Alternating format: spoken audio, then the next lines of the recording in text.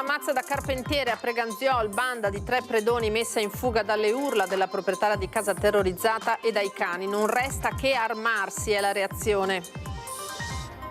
Per la sicurezza urbana serve un progetto strutturale. Da presidente dell'Anci Veneto Mario Conte, dopo gli strali per gli sconti di pena ai giovanissimi coinvolti nell'omicidio di via Castelmenardo, si rivolge al guardasigilli.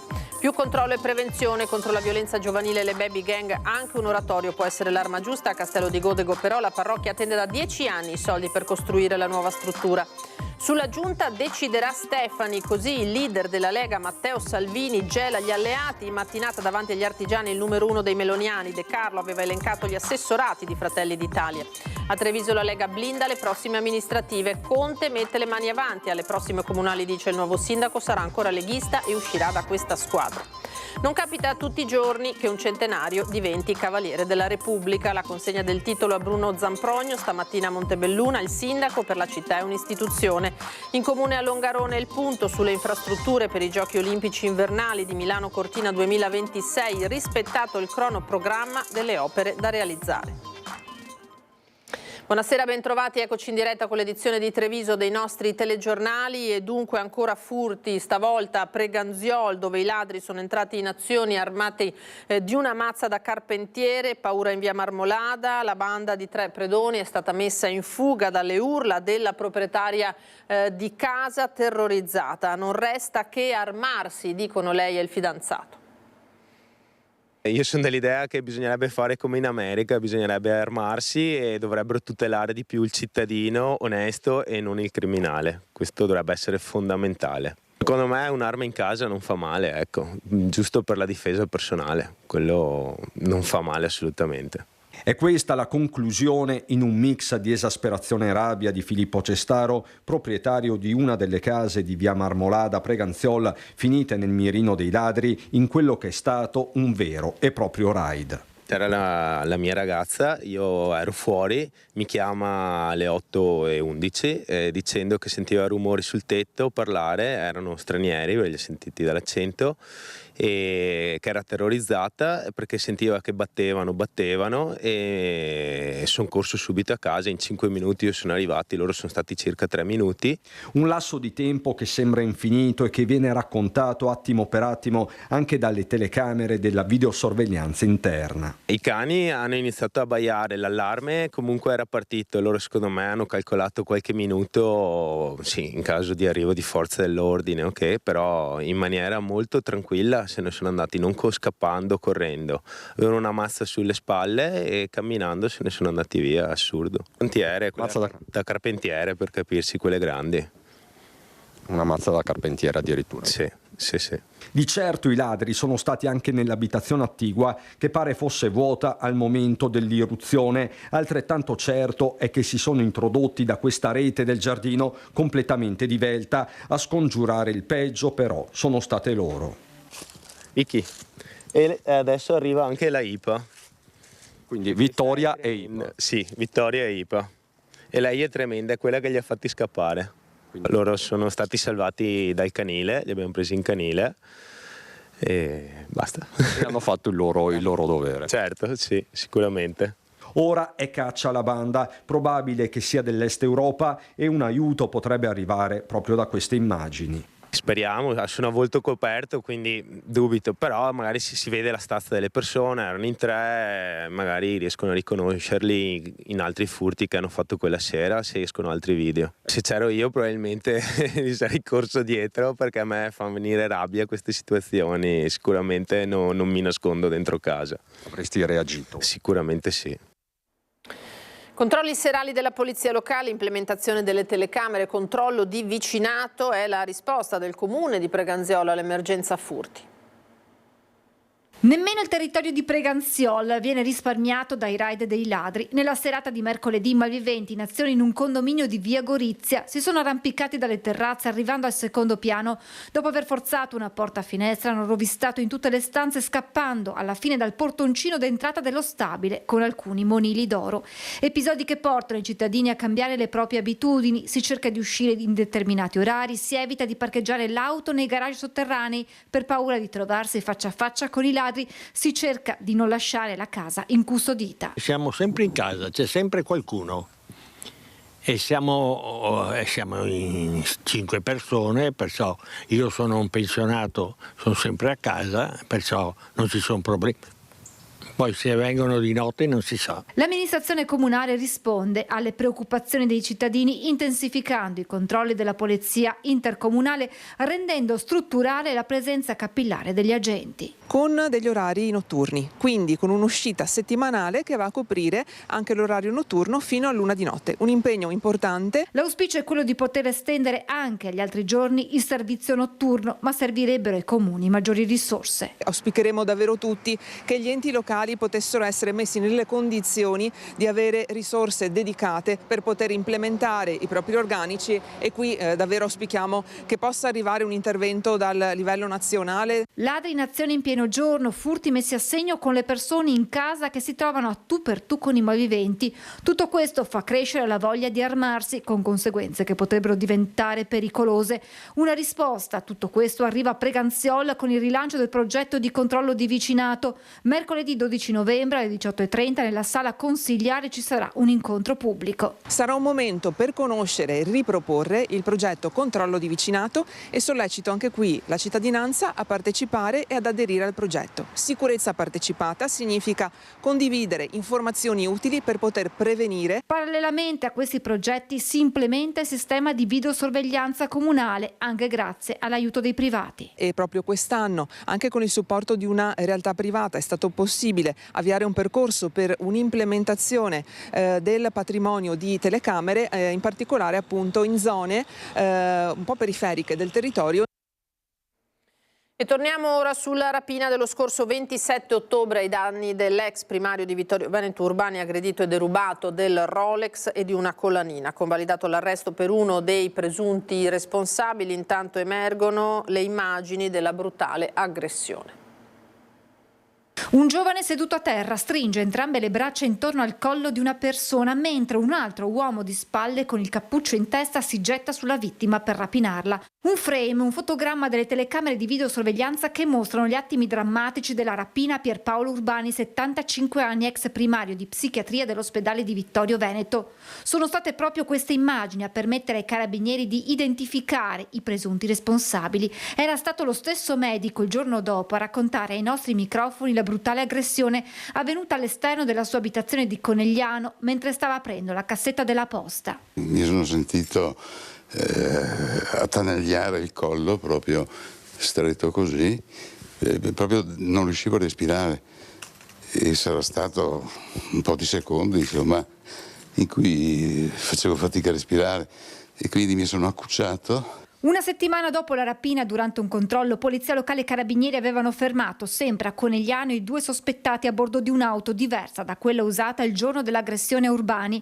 Nelle scorse ore, nel carcere di Santa Bona, si è tenuta l'udienza di convalida per Elias Yashu, 26 anni, di origini marocchine. Mi ha riferito che lavora in Spagna, dove ha la famiglia. Mi dice che è incensurato, ma non ha voluto comunicarmi, quindi abbiamo fatto una dichiarazione, abbiamo dichiarato che il ragazzo non intende avvalersi della facoltà di non rispondere. Il giudice ha convalidato l'arresto. Il 26enne risulta formalmente residente in Spagna. Al suo legale ha spiegato di essere da pochi giorni in Italia. Da una settimana, diceva, in vacanza da una settimana. E i prossimi passaggi formali quali saranno, avvocatura? Non lo so, io vorrò incontrarlo e capire un attimo se c'è una linea difensiva per concordarla col cliente o con i suoi parenti.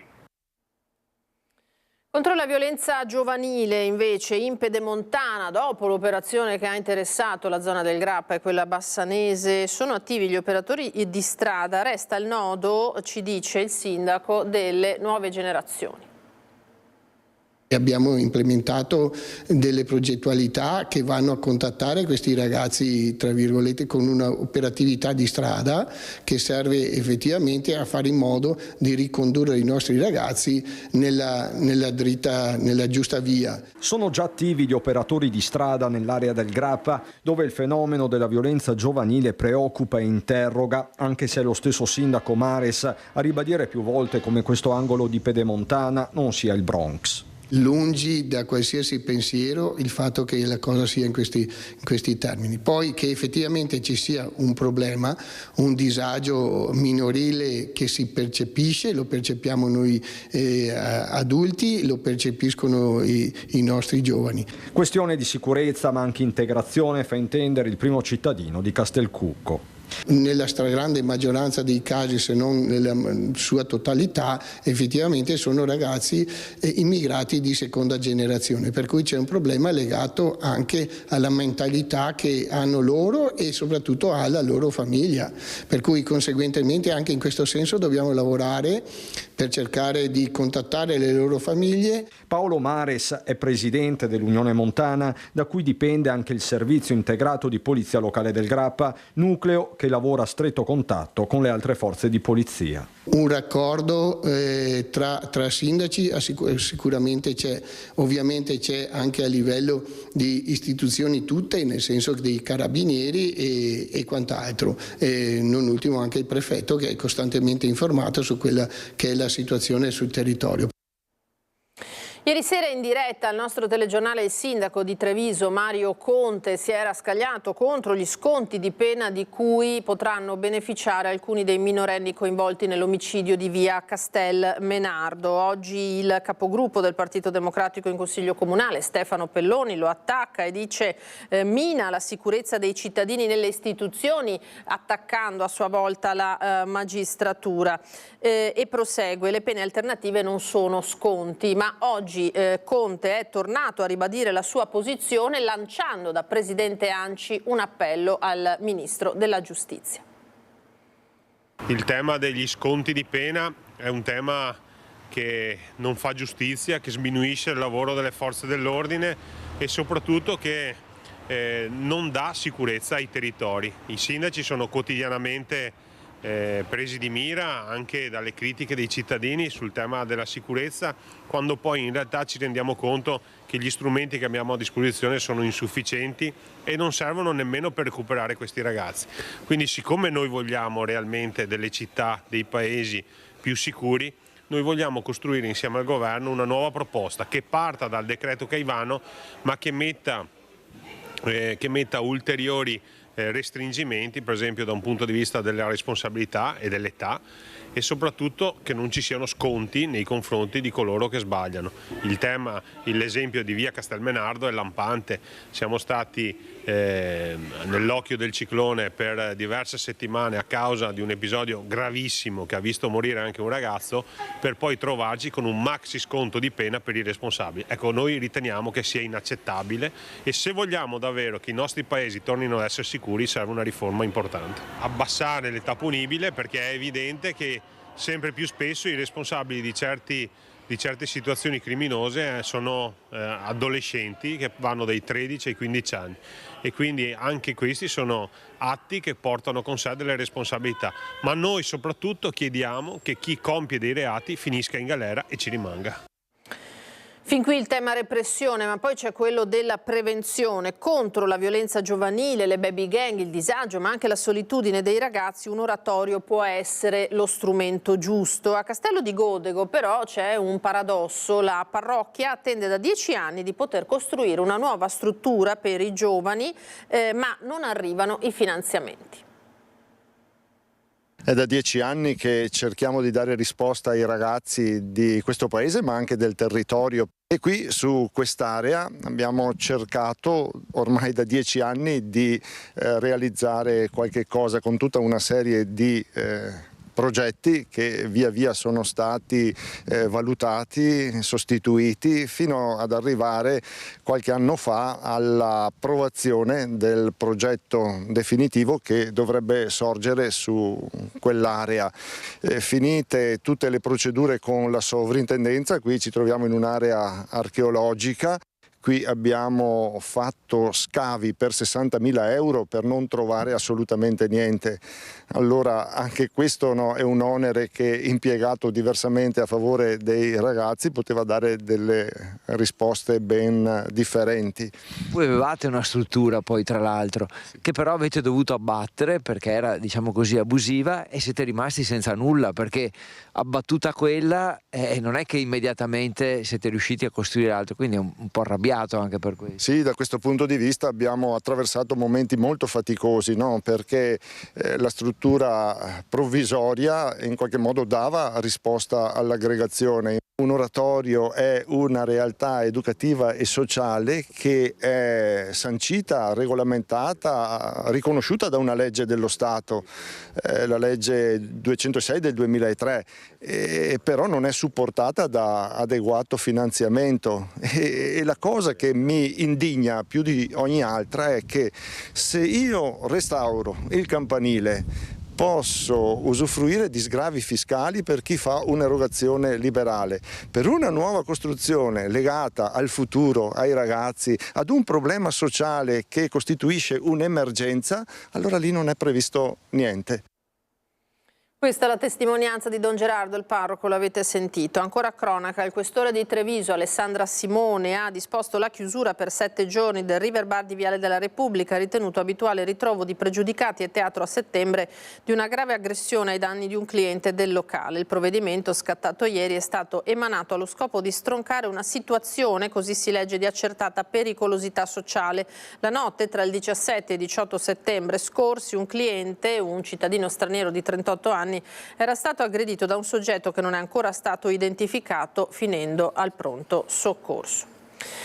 Andiamo alla politica adesso, perché c'è stato un vivace scambio tra alleati in giornata. Sulla giunta deciderà Alberto Stefani, così il leader della Lega Matteo Salvini, ospite oggi dei nostri studi di Bassano del Grappa, ha gelato di fatto gli alleati di Fratelli d'Italia, perché questa mattina davanti agli artigiani veneziani il numero 1 dei meloniani in Veneto, Luca De Carlo, aveva elencato gli assessorati che spetteranno, dice, a Fratelli d'Italia, un vero e proprio caso a 2 settimane dal voto.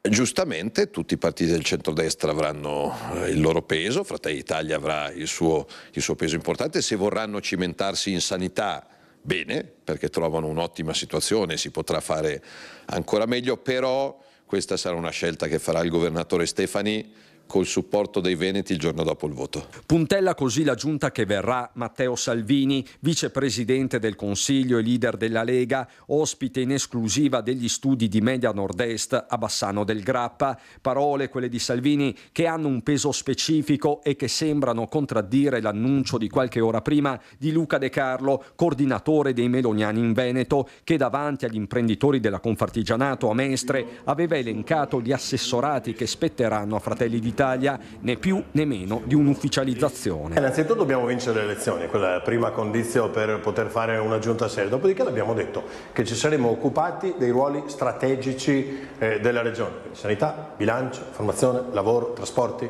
agricoltura, caccia e pesca. Insomma, quello che ci caratterizza da sempre, soprattutto quei temi che i veneti vogliono, di cui Fratelli d'Italia si occupi e che noi siamo pronti a fare. Non solo, De Carlo nell'incontro con gli artigiani ha anche preannunciato che Fratelli d'Italia avrà una vicepresidenza di regione assolutamente operativa, mentre per le altre deleghe c'è la partita sulle presidenze di commissione a Palazzo Ferrofini e poi la necessità di nuove competenze anche tecniche negli uffici. Abbiamo bisogno di una struttura forte, attrattiva e che veda profili tecnici e professionali a livello per le sfide del prossimo futuro. Insomma, i meloniani dicono che la giunta è fatta, i leghisti con il leader Salvini che deciderà Alberto Stefani. La distanza è siderale a poche settimane dal voto, quando ormai è chiaro che la vera lotta è tra alleati per il primato nella coalizione. Il segretario della Lega, ospite dei nostri studi, sembra dissimulare, tirando in ballo l'altro vero spauracchio, l'astensione. Non c'è competizione interna nel centrodestra. Capisco che le opposizioni abbiano già dato per persa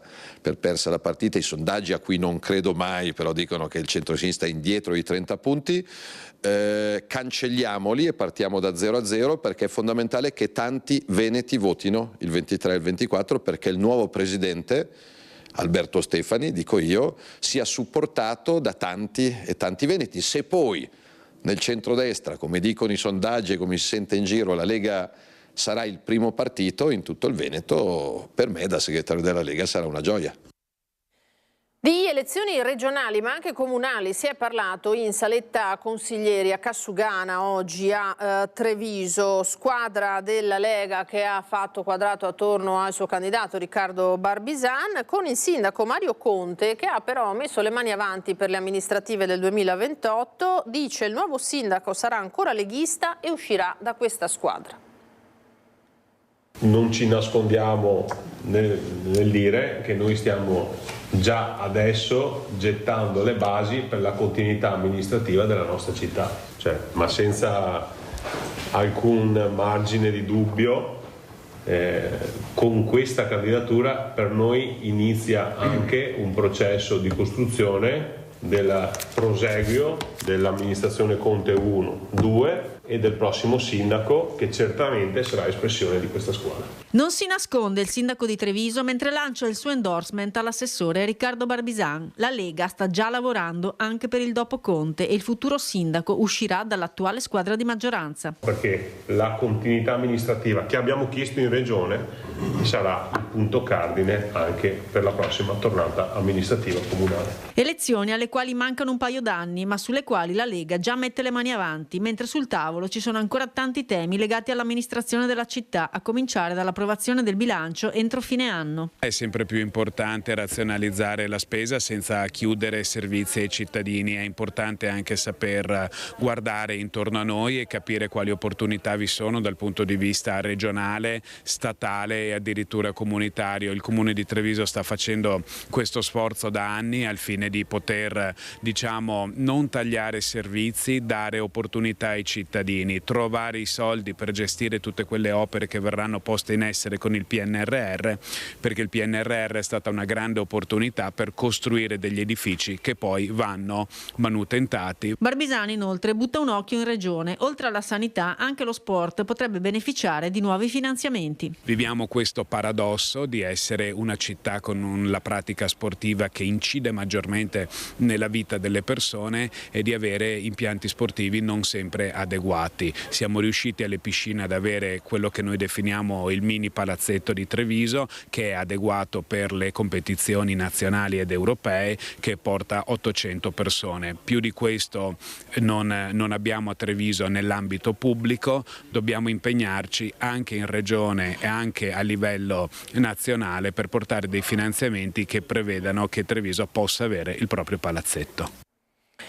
Candidati dunque e liste che continuano gli eventi e le presentazioni nel territorio un po' in tutto il Veneto. Da Vicenza i messaggi lanciati da un altro candidato presidente, in questo caso trevigiano, Riccardo Szumski.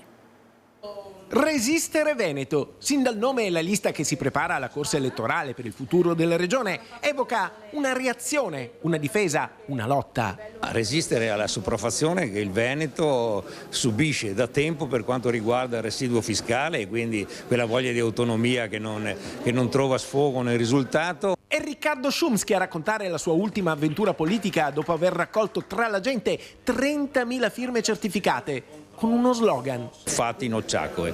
D'altronde noi abbiamo raccolto le firme che sono dei fatti e le ciaccoe le lasciamo agli altri. La ricetta per il Veneto è riorganizzare la sanità regionale con politiche a sostegno della famiglia, degli anziani e dei fragili e con libertà di cura. Io sono un free vax e sono per la libertà di cura e non per l'obbligo e la coercizione. Questa è la differenza.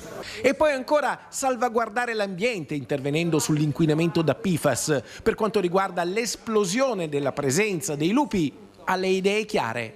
Ogni specie ha i suoi antagonisti. I lupi è l'uomo da quando il mondo è mondo, quindi bisogna, se c'è uno sviluppo e un interessamento di aree urbanizzate, bisogna dare una limitazione allo sviluppo di questi, non c'è altro da fare. Tra le priorità il rifiuto della corsa agli armamenti come misura economica. L'obiettivo è invece il sostegno agli artigiani e alle piccole imprese. E ancora la lotta per l'autogoverno veneto e la salvaguardia dell'identità culturale con programmi di storia e lingua veneta nelle scuole. In un mondo globalizzato che tende a dire che insomma non ci sono caratteristiche, è tutto uguale, che bisogna fare un mescolamento, una specie di minestrone, noi riteniamo che lingua e cultura vadano difese e introdotte come insegnamento scolastico. E a proposito di istruzione, la lista Resistere Veneto punta a contrastare l'ideologia gender nelle scuole. Siamo uomo e donna, gender fluid, che razza di discorso è? Soprattutto non si deve fare ai bambini, voglio dire, queste indicazioni sono fuorvianti rispetto a quello. Poi nella libertà ognuno faccia nella sua evoluzione quello che ritiene, ma che lo debba insegnare come dogma? No, assolutamente. A mia figlia che ha 8 anni, neanche per sbaglio, sia chiaro. Infine, meno burocrazia, più democrazia diretta e decentramento, con un'idea: reintrodurre gli SCEI. La moneta è un'alternativa che noi stiamo studiando da tempo, ovviamente non può essere che su base digitale, perché non possiamo emettere moneta sonante ancora per il momento, mi auguro in futuro sì, però che permette di mantenere un credito d'imposta che rimane nel territorio. È possibile a diritto bancario, quindi è un'autorità che la regione può fare, e noi abbiamo un progetto che vogliamo sviluppare. Insomma, tante idee, ma poche parole. Noi non promettiamo nulla, noi facciamo. Ci fermiamo adesso per qualche minuto di pubblicità, tra poco.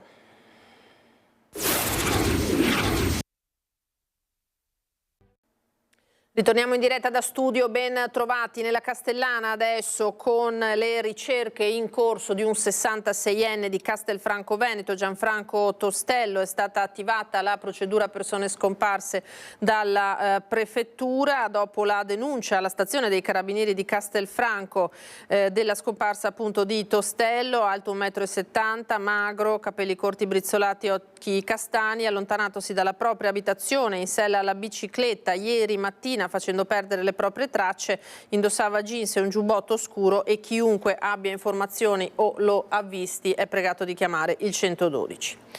Montebelluna adesso non capita davvero tutti i giorni che un centenario diventi Cavaliere della Repubblica.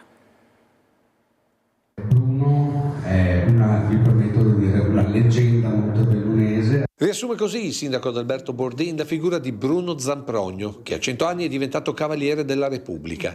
A consegnargli l'attestato il prefetto di Treviso, davanti alla schiera di amici e conoscenti che l'anno scorso avevano scritto al presidente Mattarella per candidarlo all'onoreficenza italiana. Su proposta del Presidente del Consiglio dei Ministri, sentito il Consiglio dell'Ordine al Merito della Repubblica Italiana, con decreto in data 2 giugno 2025 ha conferito l'onorificenza di Cavaliere al signor Bruno Zamprogno, con facoltà di fregiarsi delle relative insegne, firmato Mattarella, controfirmato Meloni. Un anno davvero singolare per il Cavalier Zamprogno. Dopo aver festeggiato il traguardo dei 100 anni, compiuto lo scorso 6 gennaio, e aver celebrato ad agosto il 70° anniversario di matrimonio con la moglie Giuliana Pellizzari, per Bruno è arrivato il terzo riconoscimento per un montebellunese pioniere dell'industria calzaturiera, da operaio a dirigente. Ma anche uno scrittore, con all'attivo diversi libri di memorie e racconti che testimoniano la storia sociale del territorio. Da pensionato ha collaborato con Hauser, Università della Terza Età, Associazione Trevisani nel Mondo, Museo Civico, Biblioteca Comunale e Meve, contribuendo a iniziative educative e culturali. Per ultimo, recentemente ha donato alla città la sua collezione etnografica di circa 900 oggetti della vita rurale, raccolti con l'obiettivo di preservare la memoria. Questo qui per me è un privilegio ricevere un attestato di questo tipo. Questo lo otterrò per me, mia figlia, mia nipote e miei pronipoti, specialmente quando io non sarò più qui. E ora la cerimonia di premiazione del concorso Cartoline per radioamatori. I ragazzi hanno sviluppato la parte grafica di queste cartoline ispirandosi al tema di Treviso città d'acqua, Treviso Green Leaf o Treviso città murata. Quindi queste sono le 3 tematiche e queste sono le 3 cartoline che hanno vinto. Treviso in una cartolina. Nella sede del progetto Giovani sono stati premiati i 3 vincitori del concorso Cartolina QSL di Treviso per radioamatori, rivolto agli studenti delle scuole superiori a indirizzo grafico fotografico, artistico e di disegno. L'obiettivo era quello di rappresentare Treviso città d'acqua, quindi ho deciso di mettere l'onda che rappresentava l'acqua e il colore blu e azzurro assieme alla torre e i palazzi di Piazza dei Signori. Sulle mura ho scritto delle parole che potevano rappresentare, facevano tornare l'idea appunto della forza delle mura di proteggere la città. Ho voluto rappresentare Treviso città d'acqua tramite i buranelli, che secondo me sono la parte più bella di Treviso. Cartoline destinate a diventare veri e propri oggetti da collezione in tutto il mondo. I radioamatori, quando si collegano tra loro, è usanza scambiare una cartolina con i dati tecnici del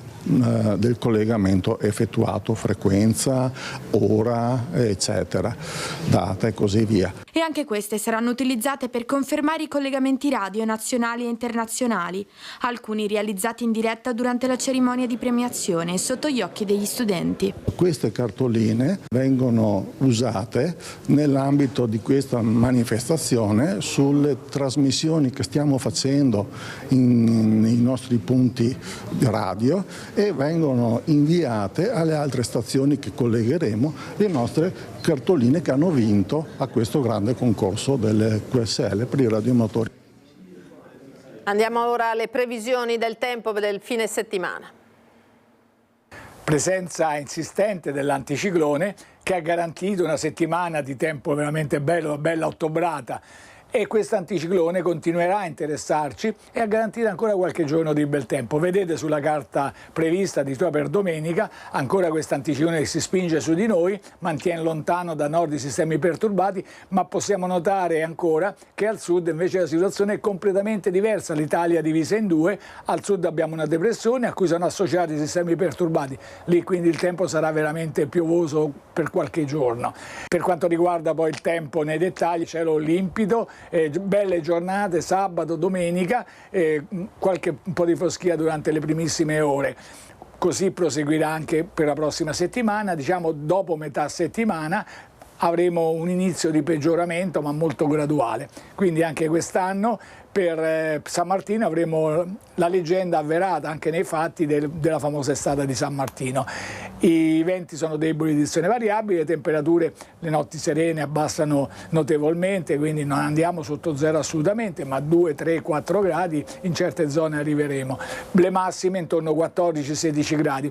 Temperature poi al sole sono molto più miti, molto più piacevoli. L'Alta Adriatica è previsto da poco mosso a localmente mosso. È tutto. Andiamo ora alle notizie dal Bellunese.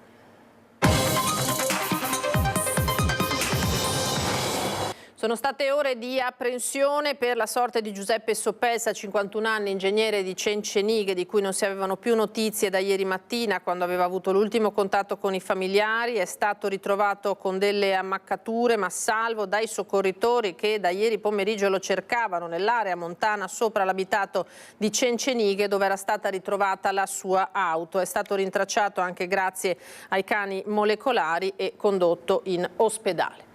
Conto alla rovescia per l'inizio delle Olimpiadi. A Longarone si è fatto il punto sulle infrastrutture. Rivendicata con forte la tempistica rispettata. Parliamo di Milano-Cortina 2026, di un'Olimpiadi invernale che senza la pista da bob avrebbe voluto dire non avere i giochi a Cortina. Una pista da bob che, utilizzabile 365 giorni all'anno, dovrebbe garantirne la sostenibilità futura, allontanando l'incubo di una Cesana bis. L'obiettivo che abbiamo raggiunto è quello di realizzare la migliore infrastruttura sportiva per quanto riguarda lo sliding center, quindi bob e tutte le discipline che riguardano la discesa su ghiaccio, perché attraverso una innovativa modello di possibilità di ghiacciare la pista, cioè l'utilizzo del glicole, parte della pista verrà ghiacciata anche durante i periodi non invernali, permettendo quindi alle squadre internazionali di allenarsi. Per questa ragione diventerà il centro del mondo, la capitale mondiale, e quindi tutte delle discipline di discesa su ghiaccio, tutte le nazionali del mondo verranno ad allenarsi proprio a Cortina durante tutto l'anno. C'è poi il caso Apollonio-Socrepes, con la convinzione, dopo la sentenza del TAR del Lazio, di poter consegnare l'opera entro gennaio. La funivia Apollonio-Socrepes di Cortina non si è mai fermata.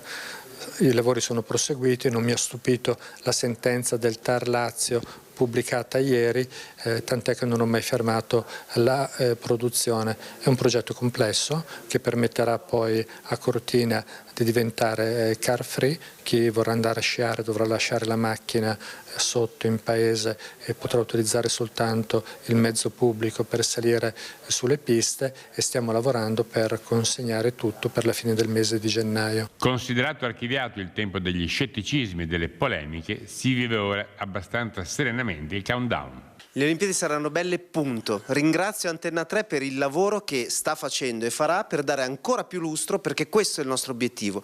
E il risultato della bellezza delle Olimpiadi lo vedremo non solo nel momento delle Olimpiadi con lo sport, ma anche negli anni successivi, perché porteranno una qualità socio-economica, quindi un miglioramento della nostra qualità della vita, perché arriveranno milioni di turisti. Poco più di 3 anni invece per vedere realizzata la variante di Longarone. Un giorno che a Longarone ricorderanno a lungo. È ormai una certezza la variante che con più di 400 milioni di spesa risolverà una volta per tutte la questione del traffico che per Longarone passa per andare verso il Cadore. Alla fine del mese pubblicheremo il bando di gara, sarà un appalto integrato con una variante annunciata, 11,2 km di variante, 1600 metri di galleria prevalentemente naturale che guiderà poi tutto il progetto. 3 fasi, la parte centrale, la variante annunciata, riguarderà l'ex viadotto prospiciente il sito di Longarone, che sarà poi adeguato e integrato dal punto di vista paesaggistico. Un'infrastruttura attesa e desiderata. Dopo l'avvio dei cantieri ci dovrebbero volere poco più di 2 anni, 840 giorni per l'esattezza, per poterla vedere realizzata.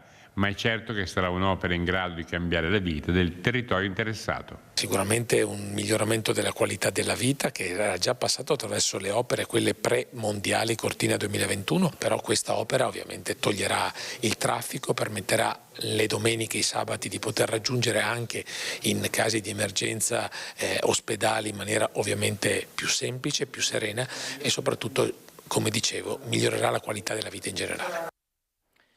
Un appuntamento imperdibile su Antenna 3 da oggi e per ogni venerdì alle 13:30 e alle 20:10, a pochi giorni dall'inaugurazione della mostra evento a Santa Caterina, da Picasso a Van Gogh, storie di pittura dall'astrazione all'impressionismo. Il curatore Marco Goldin racconterà infatti in brevi pillole la storia dietro i capolavori in mostra a Santa Caterina. Appuntamento da non perdere da oggi e ogni venerdì alle 13:30 e alle 20:10, subito dopo il nostro telegiornale su Antenna 3.